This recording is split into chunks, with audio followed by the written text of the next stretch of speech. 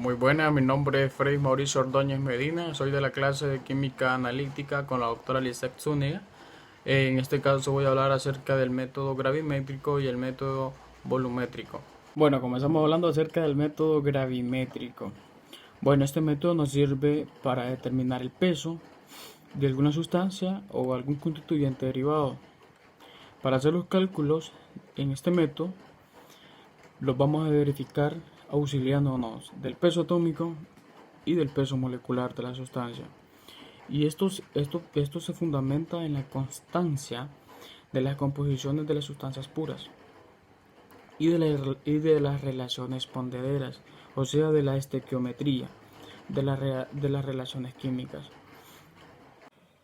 Por ejemplo, tenemos este ejemplo que dice que peso de cloruro de sodio dará lugar a 0.5 miligramos de cloruro de plata.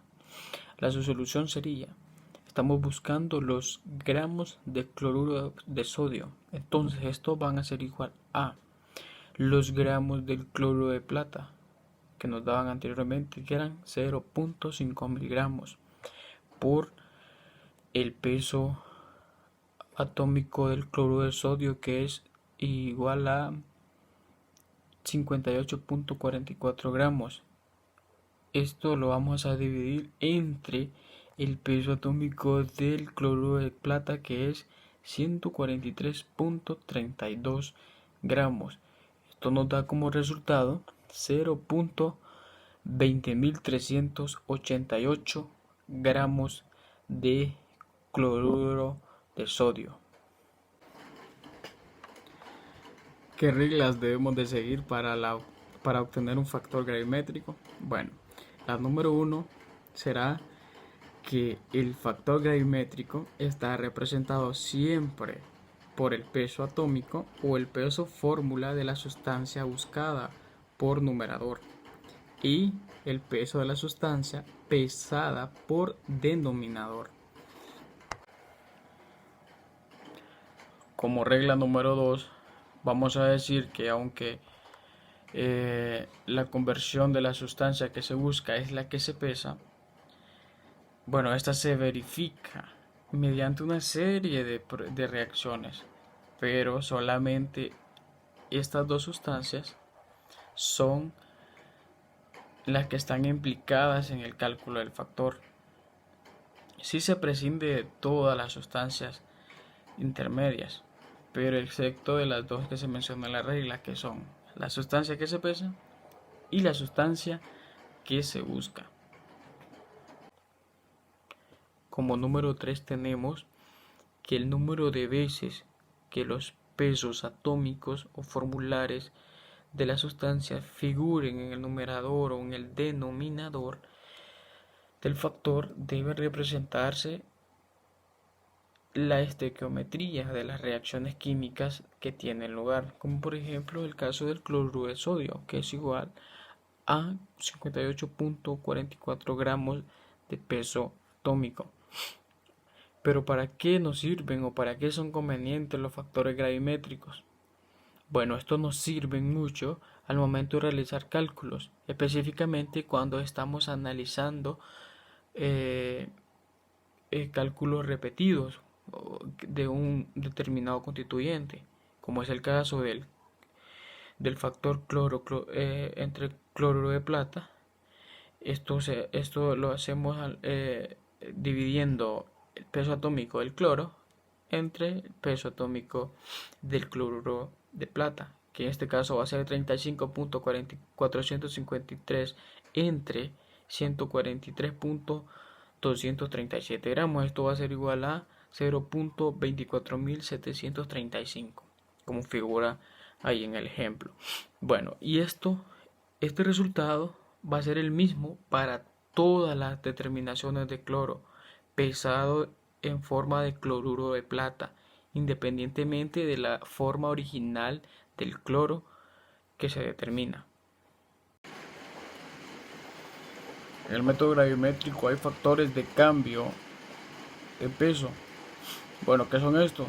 La ganancia o la pérdida de peso puede utilizarse en los factores gravimétricos, siempre que dichos cambios sean debido a una reacción sencilla o definida estequiométricamente. ¿Qué son las muestras peso-factor? Bueno, en los laboratorios industriales se realizan muchas pruebas análogas en donde resulta ventajoso establecer métodos rutinarios en el que exista una relación sencilla entre la cantidad de la muestra pesada y el porcentaje del constituyente buscado. De esta forma resulta muy despreciable el tiempo necesario para realizar los cálculos a partir de los datos analíticos dados.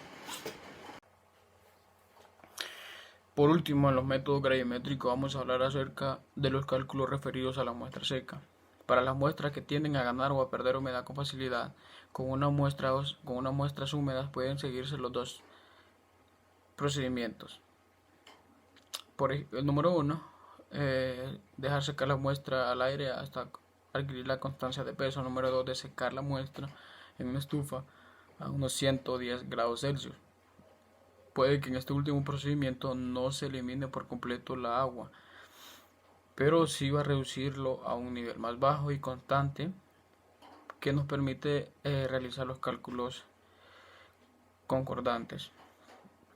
Los constituyentes se determinan con referencia a la muestra seca y después pueden referirse a la muestra tal y como se recibe.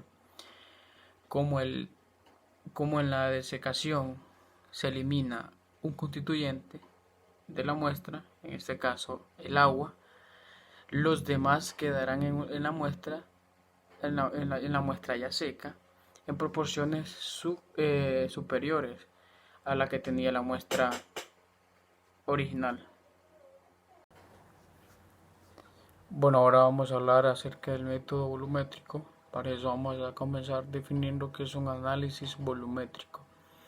Bueno, en esto la cantidad de la sustancia que se busca se va a determinar de una forma indirecta, midiendo el volumen de la disolución de la concentración conocida que se necesita para que reaccione con el constituyente que se analiza o bien con otra sustancia químicamente equivalente.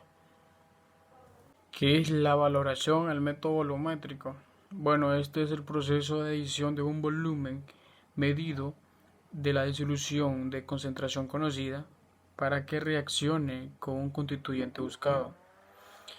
En este proceso existe la disolución patrón, que es la disolución de la concentración conocida, y esta se puede preparar de una forma directa o por normalización mediante la reacción de otro patrón, pero en este caso primario.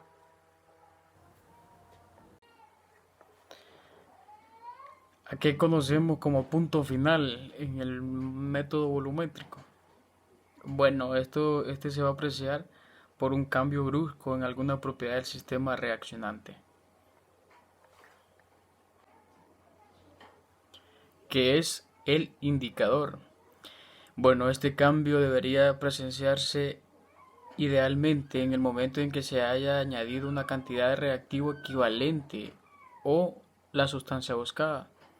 A esto es lo que se le llama punto estequiométrico, que es cuando se añade una cantidad de reactivo equivalente a la sustancia de la muestra buscada. Bueno, ¿cuáles son algunos de los requisitos fundamentales para que un proceso sea aplicado en un método volumétrico? Bueno, número 1 será que la reacción entre el constituyente buscado y el reactivo debe ser sencilla. ¿Qué quiere decir esto? Que la reacción sirva de base para los cálculos. Número 2, la reacción debe ser estequiométrica. ¿Qué es esto? Bueno, los cálculos a efectuar con los datos exigen una reacción definida. Número 3, la reacción debe ser rápida, con el objeto de que la valoración pueda realizarse en poco tiempo. La mayor parte de las reacciones iónicas se consideran instantáneamente por su rapidez. Número 4. La reacción debe ser completa en el momento en que se le añade o en que se le haya añadido cantidades equivalentes de las sustancias reaccionantes, lo cual permite que se puedan realizar cálculos. ¿Qué es una disolución patrón? Bueno, cualquier disolución cuya concentración sea exactamente conocida es una disolución patrón. Estas disoluciones pueden prepararse por dos métodos distintos: método directo y método indirecto. Métodos visuales. Estos van a ser que el reactivo va a ser autoindicador, los indicadores redox, formación de productos solubles de calor diferente, desaparición de calor de la sustancia que valora, formación de un segundo precipitado de calor diferente a partir del precipitado principal, valoración hasta la aparición de turbidez, terminación de la precipitación o método de punto claro, y por último indicadores de absorción. Por último tenemos los tipos de reacciones en la volumetría o método volumétrico. Como número 1 tenemos las reacciones de neutralización. Es la reacción entre un ácido y una base. Los vocablos ácido y base se consideran en un sentido amplio, es decir, un ácido es un donador de protones y una base es un receptor de protones. Número 2. Formación de precipitados, iconógenos débiles o iones complejos. Es decir, que estas reacciones llegan a ser completas debido a que los iones son eliminados de la disolución. Número 3. Reacciones de óxido-reducción o redox. Implican la transparencia de uno o más electrones desde el agente reductor, que éste se oxida, y el oxidante, que se reduce. Como resumen, podemos decir que el método volumétrico se fundamenta en la medición del volumen de una sustancia, y otros métodos están basados en la medición de la masa, en este caso el método gravimétrico. Bueno, esta ha sido mi pequeña exposición acerca de los temas de método volumétrico y método gravimétrico. Muchísimas gracias.